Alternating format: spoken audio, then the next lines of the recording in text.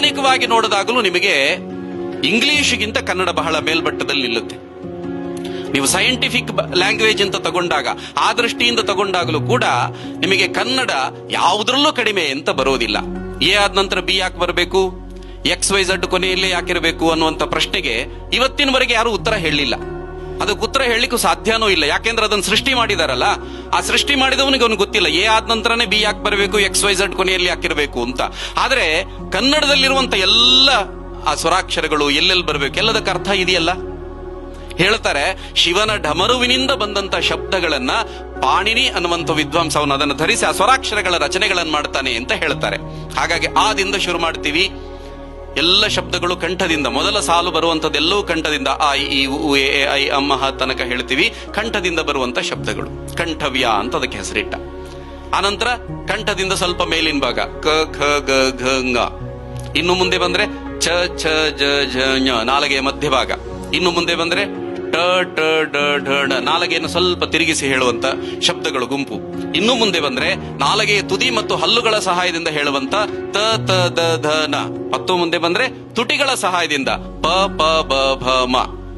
ಈಗ ABCD ಹೇಳಿ ನೋಡಿ, ಏನಾದ್ರೂ ಸಂಬಂಧ ಇದೆಯಾ ಅದಕ್ಕೆ ಅಂತ. ಇಂಗ್ಲಿಷ್ ನಲ್ಲಿ ಏನ್ ಬರೀತೀವೋ ಹಾಗೆ ಓದ್ಲಿಕ್ಕೆ ಕಷ್ಟ ಆಗತ್ತೆ, ಕನ್ನಡದಲ್ಲಿ ಹಾಗೆ ಓದ್ತೀವಿ. ಇಂಗ್ಲಿಷ್ ನಲ್ಲಿ BUT ಬಟ್ ಆದ್ರೆ PUT ಪಟ್ ಆಗೋದಿಲ್ಲ ಅಂತ.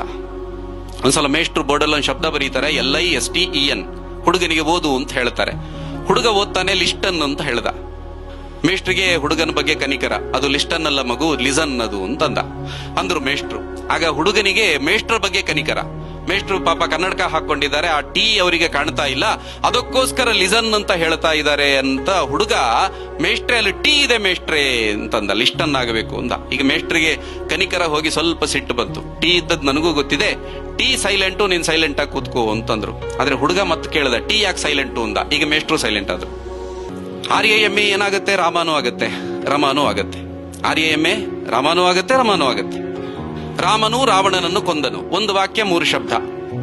ಇದನ್ನು ಎಲ್ಲಿ ಬೇಕಾದ್ರೂ ಹಾಕಿ ನೋಡಿ, ಅರ್ಥ ವ್ಯತ್ಯಾಸ ಆಗೋದಿಲ್ಲ. ರಾಮನು ರಾವಣನನ್ನು ಕೊಂದನು, ರಾವಣನನ್ನು ರಾಮನು ಕೊಂದನು, ರಾಮನು ಕೊಂದನು ರಾವಣನನ್ನು ಕೊಂದನು, ರಾವಣನನ್ನು ರಾಮನು ಕೊಂದನು, ರಾಮನು ರಾವಣನನ್ನು. ಅರ್ಥ ವ್ಯತ್ಯಾಸ ಆಗೋದಿಲ್ಲ. ಇಂಗ್ಲಿಷಿಗೆ ತಗೊಂಬನ್ನಿ, ರಾಮ ಕಿಲ್ಡ್ ರಾವಣ, ಉಲ್ಟಾ ಮಾಡಿದ್ರೆ ರಾಮಾಯಣ ಉಲ್ಟಾ ಆಗ್ಬಿಡುತ್ತದೆ.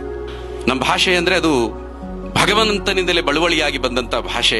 ಹಾಗಾಗಿ ನೀವು ಸೈಂಟಿಫಿಕ್ ಲ್ಯಾಂಗ್ವೇಜ್ ಅಂತ ನೋಡಿದಾಗಲೂ ಕೂಡ ಕನ್ನಡವೇ ಮೇಲ್ಮಟ್ಟದಲ್ಲಿ ನಿಲ್ಲುವಂಥದ್ದು.